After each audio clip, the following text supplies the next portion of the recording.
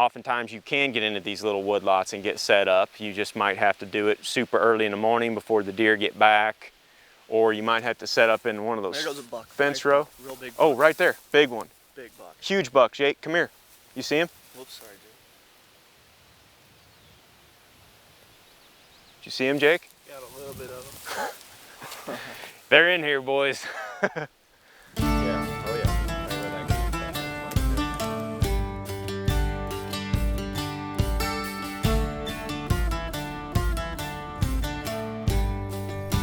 Got any ticks on you yet? Nope. Not on my Look legs at- anyway. Look at Ted's tick-proof system down there. Keeps him from going on the inside of his pants. Yeah. Catch them when they're up above your waist. What's up, guys? We're back out here today for part 2 of the Mapping Whitetail series. The last video we were looking at ponds.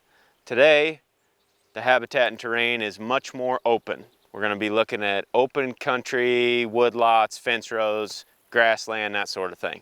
This woodlot's only as wide as those pines. I mean, it's only 30, 40 yards wide at best. Yeah. But we're going to go in there and we're going to show you how deer move around these locations, where they like to bed, and then how you can hunt them. So let's go check it out.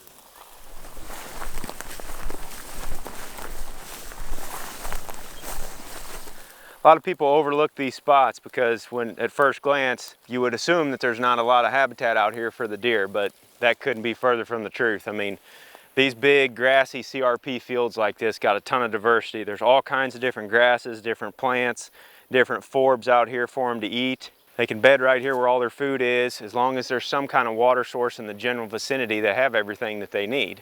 Deer don't necessarily need great big blocks of timber to survive. I mean, in this particular instance, you got a few hundred acres here with a couple woodlots. It's mostly grassland, and it won't hold as many deer as those bigger areas, but this area is more apt to being overlooked by hunters. And that's what we're looking for, a spot where the deer are living comfortably without pressure. And another advantage to these big open spots like this is you can observe the movement. You can get to a high point around this field and look into this draw, see where the deer are standing up, where they're frequenting, and then how you can move in there on them.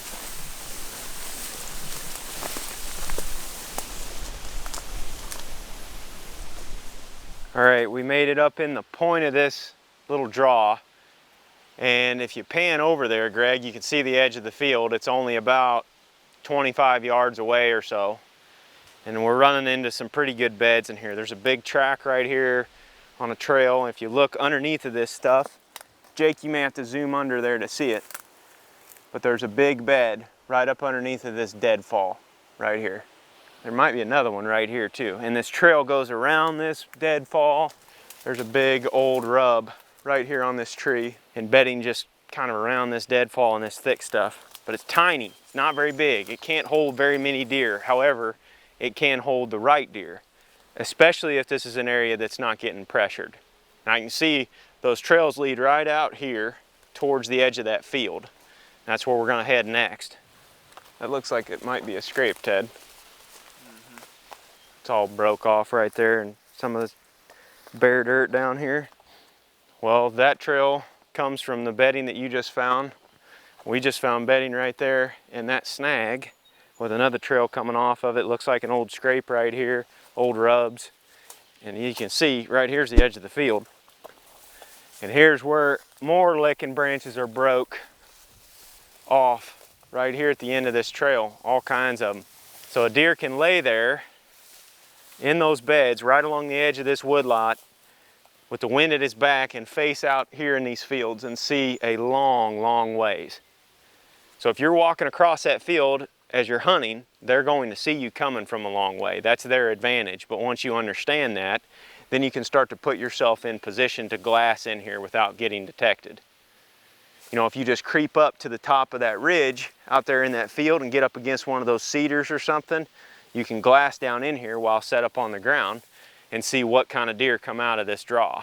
As you can tell, there's a few trees in here that would work for a stand, but you're right here in the woodlot with them where they're bedding. So it'd be very tough to get in here during the day. But that's why we're coming in here and we're trying to figure all this out right now so we can kind of find the weaknesses and how the deer are using the area, where we can come in and exploit that. Oftentimes you can get into these little woodlots and get set up. You just might have to do it super early in the morning before the deer get back, or you might have to set up in one of those There goes a buck. fence Right row. there. Real big buck. Oh, right there, big one. Big buck. Huge buck, Jake, come here. You see him? Whoops, sorry, dude. Did you see him, Jake? Got a little bit of him. They're in here, boys. Yeah. That thing was bedded right there in the base of that little ditch. And oftentimes you'll see them out there too. I mean, I can see a little rub. See that tree right there? I don't know what kind of tree that is. Cottonwood. Cottonwood? That thing is rubbed from years past.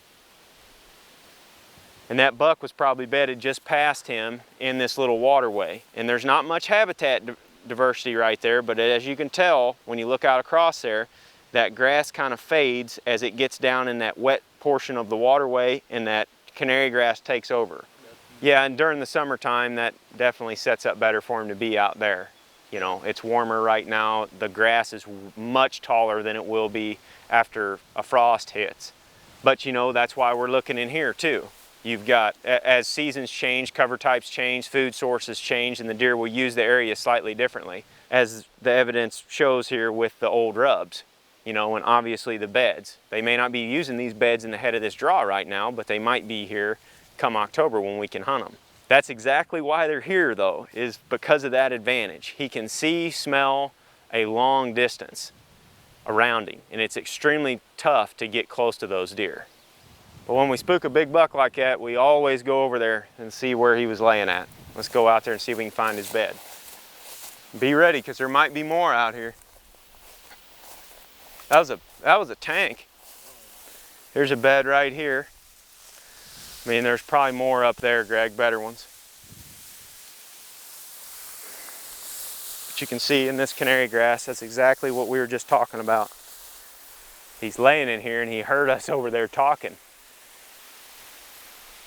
He stood up and saw us and took off.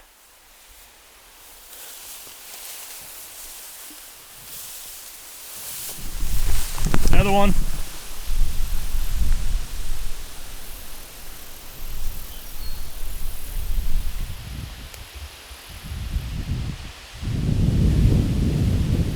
In this wind, that shows you right there how close you can get to these deer when they're bedded.